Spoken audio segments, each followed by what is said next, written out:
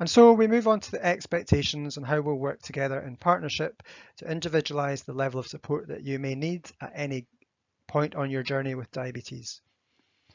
We would anticipate that as you become more confident over time, your contact with the team out with regular scheduled clinic appointments will diminish. However, we recognise that there are various trigger points and points on your journey where you will need an enhanced level of support. We work on the principle that you will get in touch with the team in between times to let us know how we can support you. So learning to look after your diabetes doesn't end with this presentation. And recapping, it's good to get into early good habits of checking for average glucose levels, uploading and sharing your data with the team, making changes as soon as they're needed and not waiting until clinic.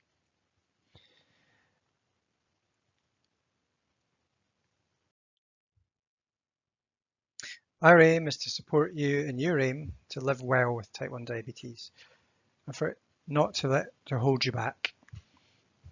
Obviously, in the early weeks and months, it may seem overwhelming, but once you're well adjusted, it shouldn't be a barrier to succeeding in life. On screen, we have some well-known personalities who are either excelling as sportsmen or in their given field of expertise who live with type 1 diabetes. In terms of additional support and peer support, we have, as previously mentioned, the DOT website and the app, which we would strongly encourage you to customize so that you can receive notifications that are appropriate to the tools that you use and the age and stage that you're at. In normal times, we also provide opportunities for children who may be otherwise quite isolated in terms of perhaps being the only child in school with type 1 diabetes to meet others. This takes the form of Christmas parties for the preschool age group and for residential outward bound type days for primary school, and we've even done a climbing wall and pizza night for teenagers.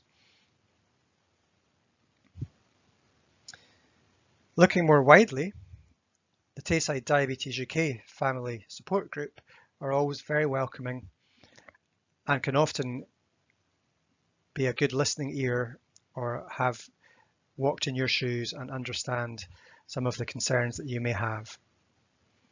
You can find them via Facebook.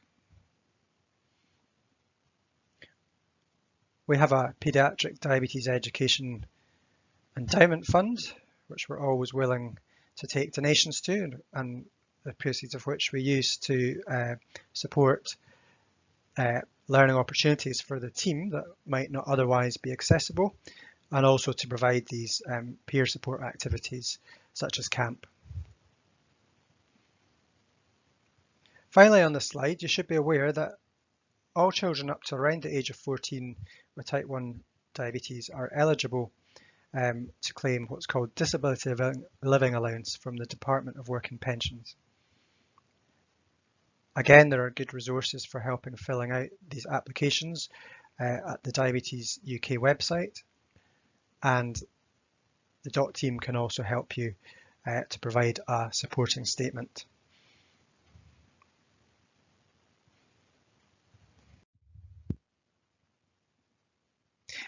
And so we hope that this presentation has served as a useful reminder of the new skills that you've been learning and putting into practice.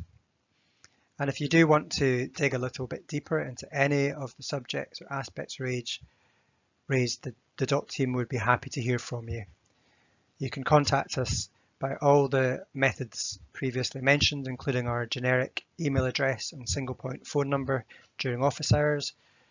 And remember, if you need more urgent advice, you can always contact Ward 29 at Ninewells by dialing 01382 633 829. We're always very willing to have feedback about what's gone well and what could perhaps be better in terms of us supporting you. So please don't hesitate to share those views with us.